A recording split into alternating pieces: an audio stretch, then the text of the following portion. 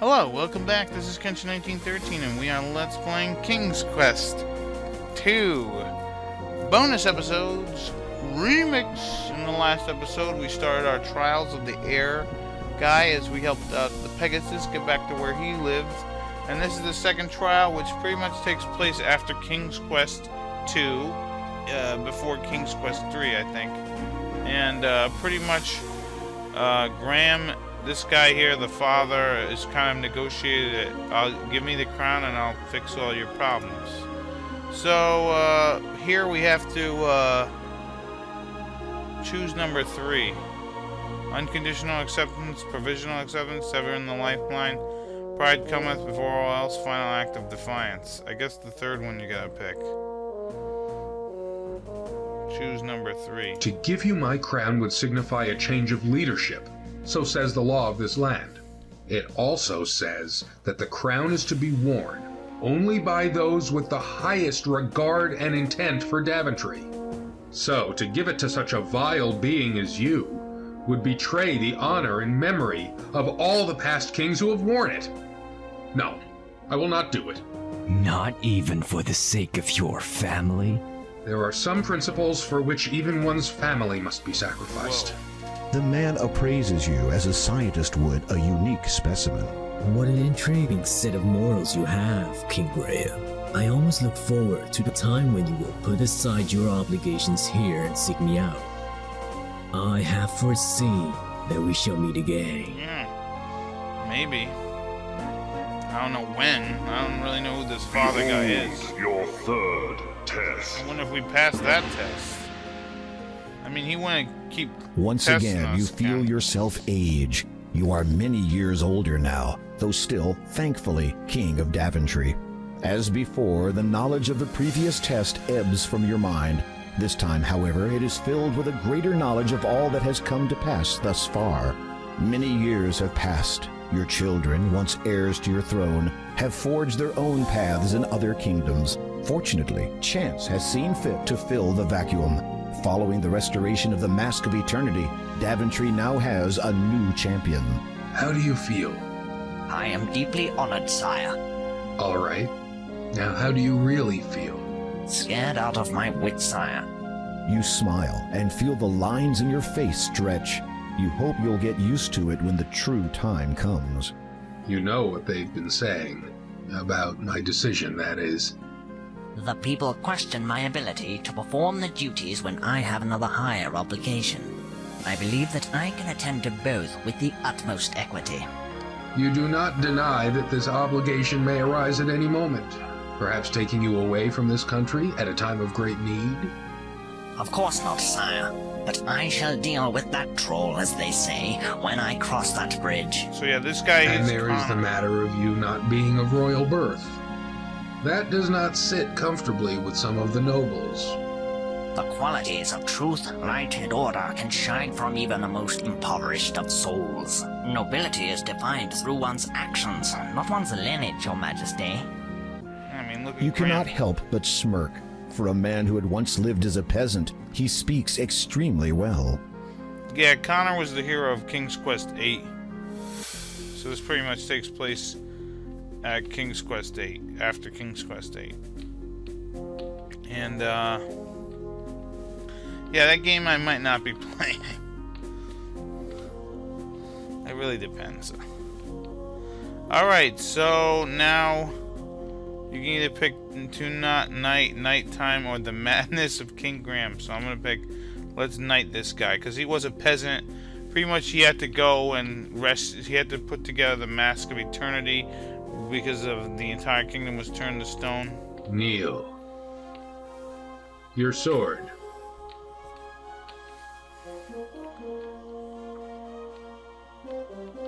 And this is kind of like remix of... By virtue of your bravery, loyalty, and good conscience, I have chosen you to be my first knight. Thus you are my successor and heir to this throne.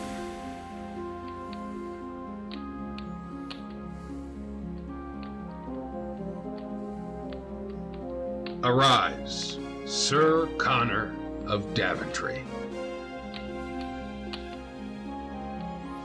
there we go. So Connor's pretty much going to take over after Graham dies, which is In kind an of sad. instant, you find yourself standing before the cloud spirit once more. You also notice that it is starting to get dark. You have demonstrated your sound understanding of compassion, honor, and loyalty. These attributes transcend the mind and speak of the soul within you. Growth continues unabated throughout the lives of all living things. You have grown much, learnt a great deal, and will continue to grow in all ways. You are judged worthy of the Heir and Growth Gem.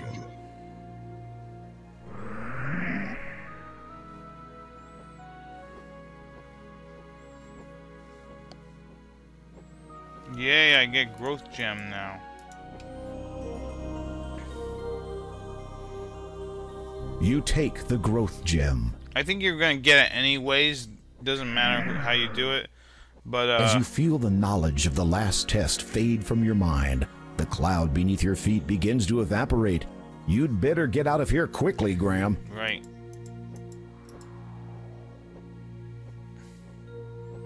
Anyways, yeah, what the hell was I gonna say? So I think I mean, the points matter. Finally, your flight comes to an end. Like, it doesn't you matter hope what that you it will said be there. quite a while before If you you didn't take to say the enough. air again. Yeah, if you didn't say enough, you'd just get the points or whatever, you know? Not as many points. If you didn't do Where those would right. you like me to land? On the ground would be fine.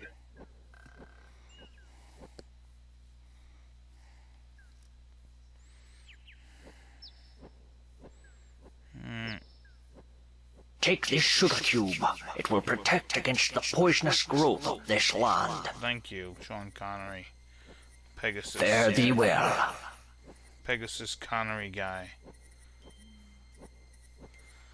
Alright, man. You keep it real. Now it's dark out. You notice you have lost a few things during your descent. What? Mostly all that paper you were carrying.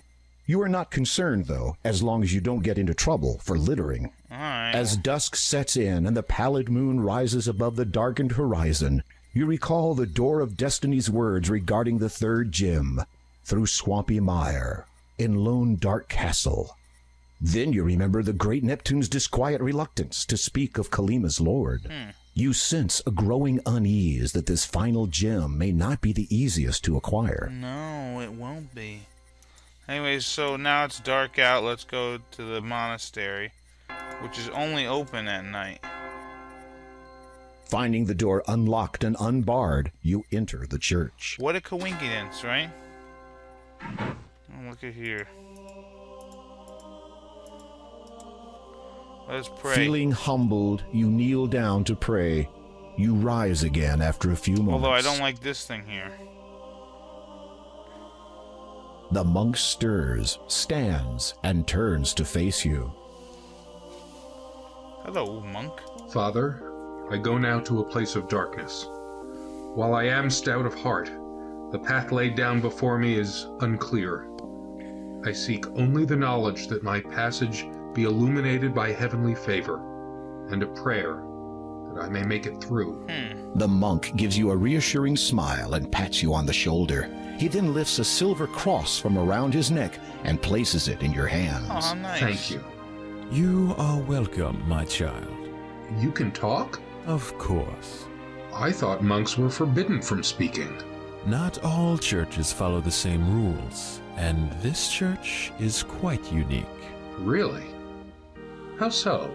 The monk just smiles placidly at Hello. you. We pray to the devil.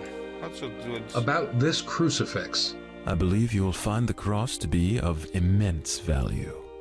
It has come to us at a huge price. It was expensive? I mean that it has cost us more than any value to be in possession of it. If I may ask, why is it that you only open the church at dusk? We find the late hours more favorable. But surely then you would not have many in your congregation. Yes, that is true. What do you know of the Count? Only that he is a heathen, a blasphemer. You serve God well by going there, my child. Bless you. The monk smiles at you, turns back to the altar, kneels, and resumes his prayers. Wonder what's so special about said monk. You look over the Bible, which appears to be many decades old. You open it and find that an otherwise blank page at the front has been written on.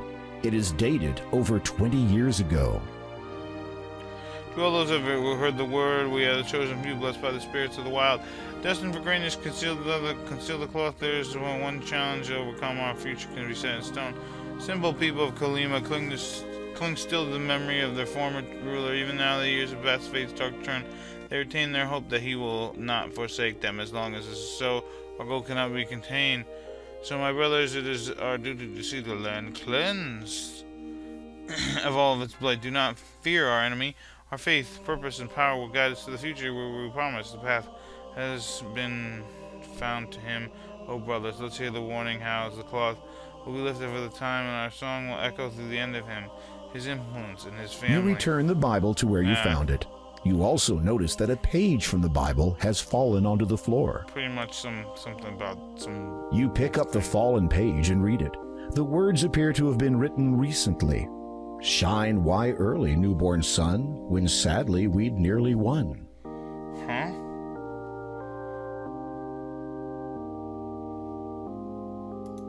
Alright, so let's put this cross on. Even though I'm not religious and I'm not sure. You place the silver cross and chain around your neck and wear it as a necklace. Alright, let's get the hell out of here.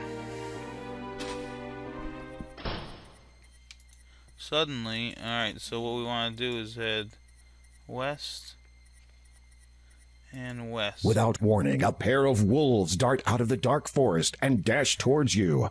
Uh-oh. This is why you need... Oh. That's why you need the cross. For a minute there, you thought those wolves were going to attack. Curious as to why they didn't, you decide to follow them. I'm gonna follow them? You see the monk standing alone outside the church. Then you notice the two wolves approaching him. Oh, boy. You are about to yell a warning to the monk, but the words die in your throat as the man steps forward and pats the wolves' heads. No, my brothers. We must not hurt him. Not yet. Oh boy. He will go to the heathen's abode. He will do what needs to be done.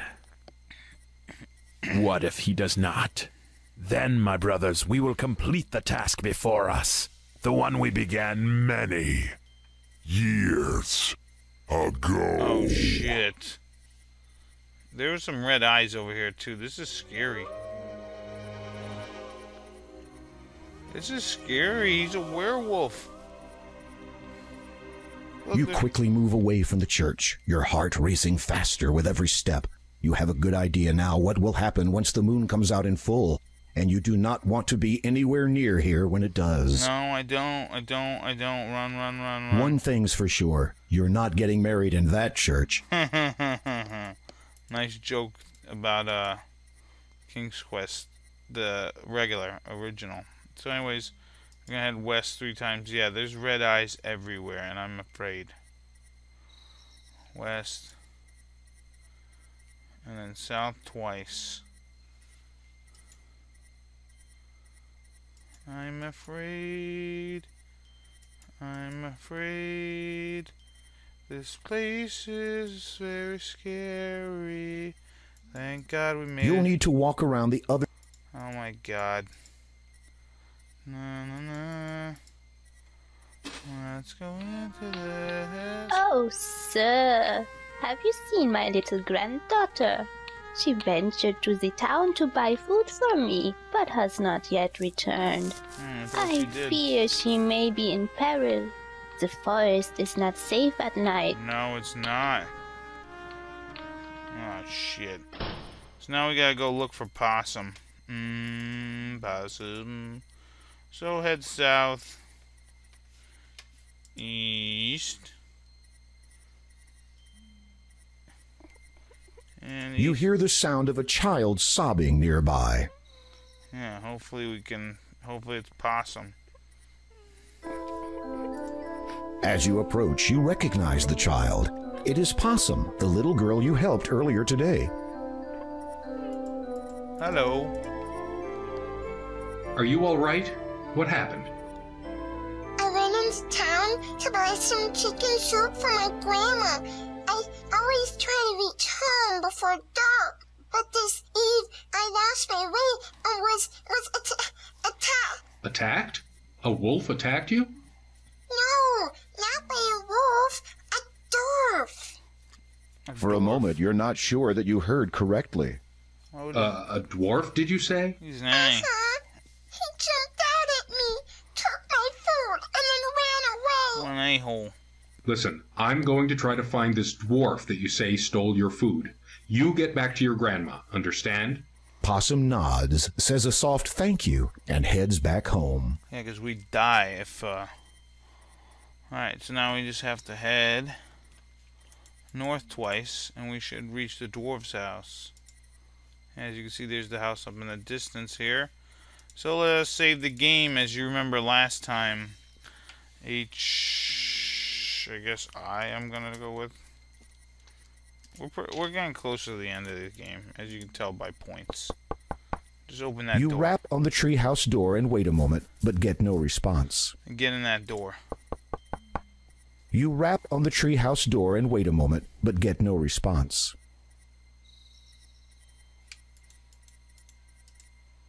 Oh, wait, no. This is the right of the house.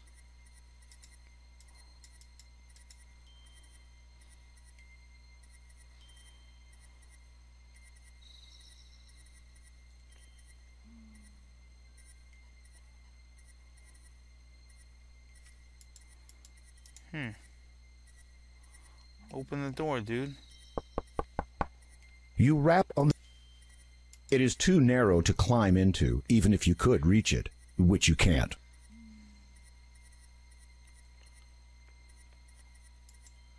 It isn't open to your... What is this? There's a door built into the... You rap...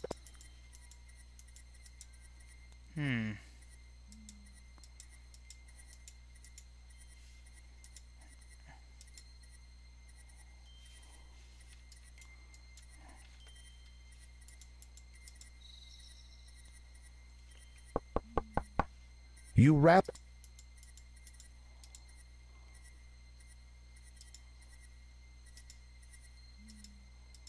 Or is this the right? Okay. You watch as a little man runs out of the door, which has been built into a tree. You surmise that you have found the culprit's home. The vague aroma of chicken soup confirms it. That fiend. What a bastard. Why would he walk way out there? Whatever. Get in the door, damn it. No, no, no, no, no, no, no. In the door. Finding the door ajar, you cautiously open it and step inside the tree. Yeah.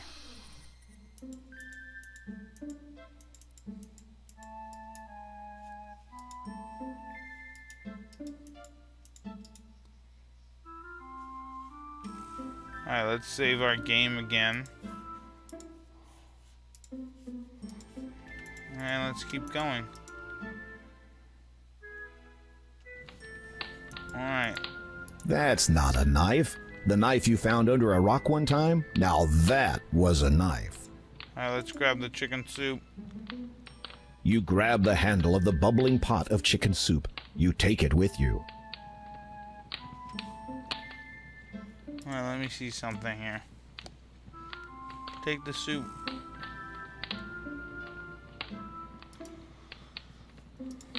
Oh, what'd I do?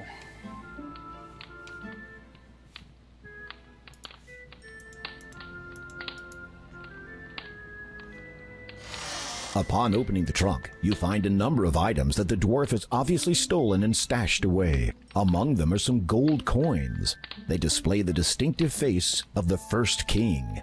They could only have come from the magic chest of Daventry. You close... You hear the sound. Ah, pooey. Whoa. Wow. Being caught snooping around someone else's house usually has a negative consequence. Did you learn nothing from your experience with that witch last year?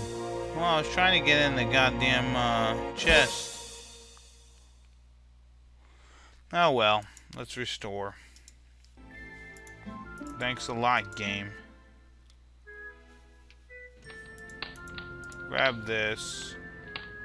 You have... Upon opening a monk...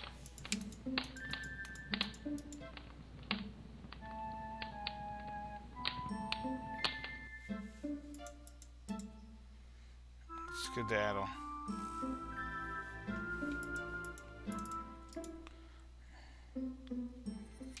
You hear the latch fall into place again as the door closes behind you.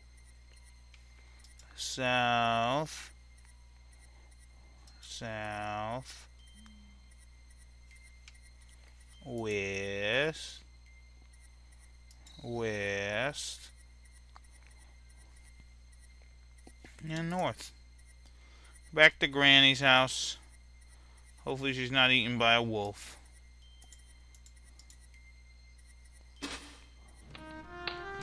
Welcome. Come in, please. Possum told me to expect you. Alright, so I'm actually going to stop the video here. In the next episode, we will help out Little Granny. So this has been Kenshin 1913. I will see you in the next episode. Bye-bye.